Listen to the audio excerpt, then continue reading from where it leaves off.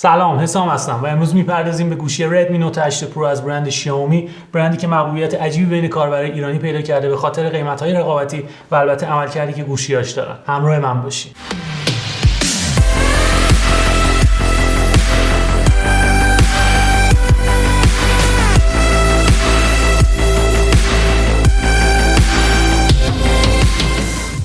جعبه گوشی رو که نگاه میکنیم یه سری اطلاعات نوشته شده، مثل رنگش که خب این رنگی که دست ماه خاکستریه، میتونید سبز، آبی و سفید رو تهیه بکنید بنا به سلیقتون. 6 گیگ رم داره و 128 گیگ حافظه داخلیشه. نسخه 64 گیگابایتی هم داره که اون نسخه هم رمش 6 گیگابایته و از بابت عملکرد خیلی مشابهی داره نسبت به این گوشی. یه سری هم اطلاعات نوشته شده راجع به محتویات جعبه که اون رو بعدتر قراره که بهش بپردازیم. جعبه رو باز میکنیم تا ببینیم که محتویاتش چیه.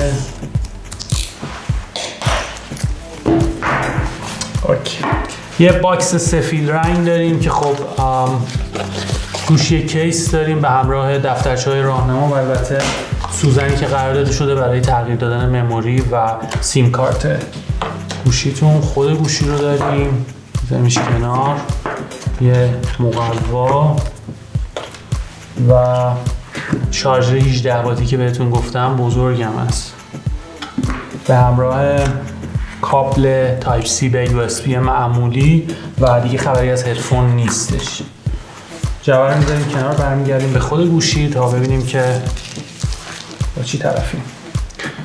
یه مقدار وزنش بالاست و ظاهر خیلی زیبایی داره. پشتش حالت براق داره و البته یه برچسب روش داره که یه سری اطلاعات نوشته شده. خیلی سریع با هم مرور میکنیم. اولین مورد 64 مگاپیکسل اشاره میکنه به دوربین اصلی که روی این گوشی قرار داده شده، به همراه یه دوربین اولترا واید و یه دوربین برای تشخیص عمق. یه دوربین کوچولو ماکرو هم اینور داریم. مورد دوم اشاره میکنه به سایز صفحه نمایشی که روی این گوشی وجود داره. یه صفحه نمایشی 6.5 اینچی فول اچ دی به همراه دوربین سلفی که به صورت قطره اینجا قرار داده شده و جلو و پشت گوشی که گورلا گلاس 5. مورد بعدی اشاره میکنه به پردازنده این گوشی، پردازنده 8 هسته‌ای هلیو G90T به همراه سیستم خنک کننده مایع که از بابت گیمینگ میتونه خیالتون راحت باشه که گوشی داغ نمیکنه.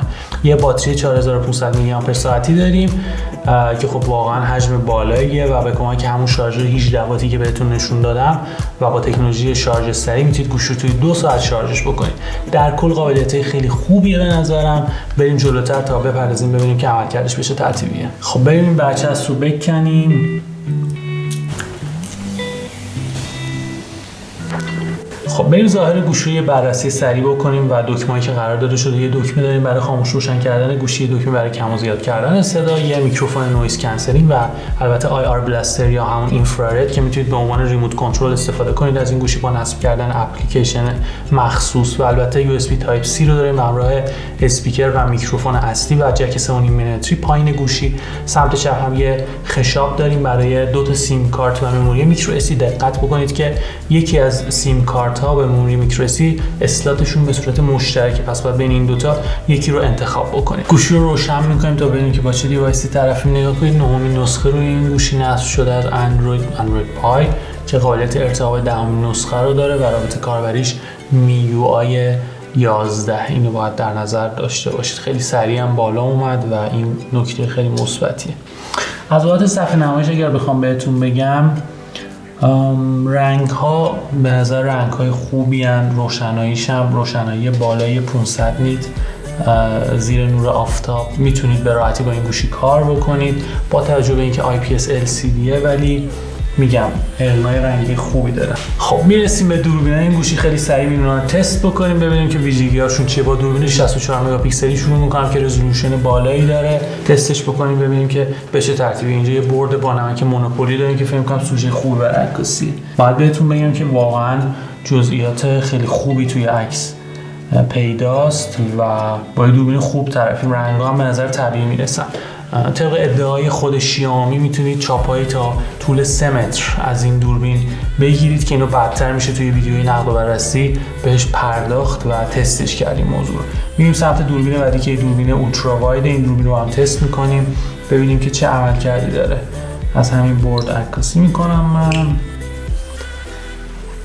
و باید بهتون بگم که خیلی نباید انتظار جزئیات بالا داشته باشید، شارپنس بالا، یه مقدارم خوب اعوجاج داریم به خاطر خاصیت لنز، ولی خب قابل قبول جایی که دوست دارید حجم بیشتری از تصویر رو توی کادرتون داشته باشید، این لنز به کمکتون میاد. و دوربین آخری که میخوایم تستش بکنیم دوربین و لنز ماکروه که یه دوربین 2 مگاپیکسلیه. این رو هم با هم تست بکنیم خیلی سریع.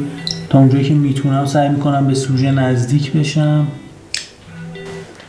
ببینیم که خب خیلی خوبه که میتونی به سوژه نزدیک بشین و همچنان قابلیت اتوفوکوس رو داشته باشین به خاطر خاصیت ماکرو، ولی از اونجایی که رزولوشن پایینی داره این دوربین، یه دوربین 2 مگاپیکسلیه، خیلی انتظار عکسای عجیب غریبی ازش نداشته باشید. اما همین که این قابلیت تو این گوشی وجود داره میتونه خیلی کمک کنه به جذاب‌تر شدن تجربه عکاسی با این گوشی. از بابت قابلیت تصویربرداری که تو این گوشی وجود داره باید بهتون بگم که با رزولوشن 4K و 30 فریم بر ثانیه میتونید تصویربرداری بکنید همراه با لرزشگیر الکترونیکی که درش تعبیه شده و نه به صورت اپتیکال.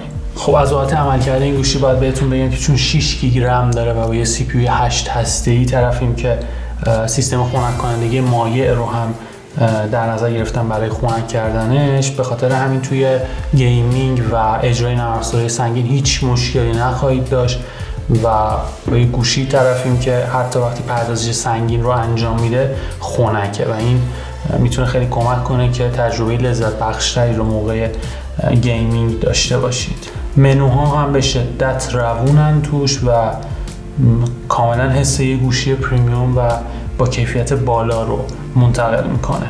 بریم سنسور اثر انگشتش رو تست بکنیم. من به طرز عجیبی شگفت زده شدم از عملکردی که این سنسور اثر انگشت داره. میبینید چقدر سریع، یعنی اصلا عجیب غریبه.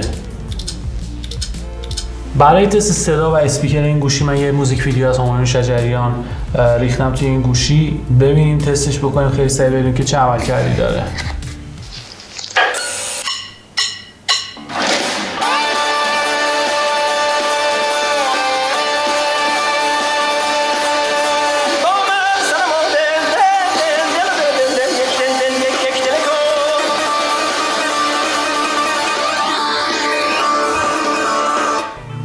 به نظرم بلندی صدای نسبتاً خوبی داره و میتونه تماشای ویدیو رو تبدیل به تجربه لذت بخش بکنه.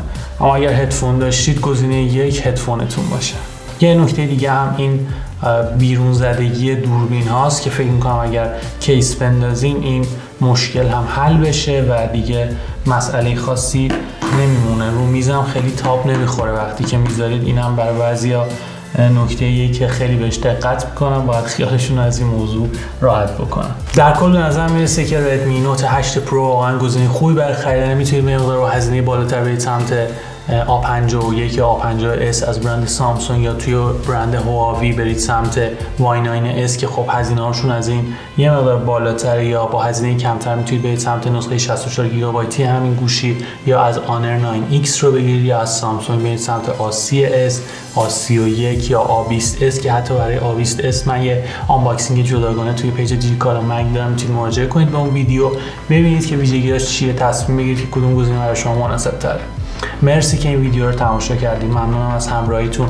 امیدوارم که این روند ادامه پیدا بکنه و این ویدیوها کمک بکنه که تصمیم گیری درستی رو داشته باشید. مرسی.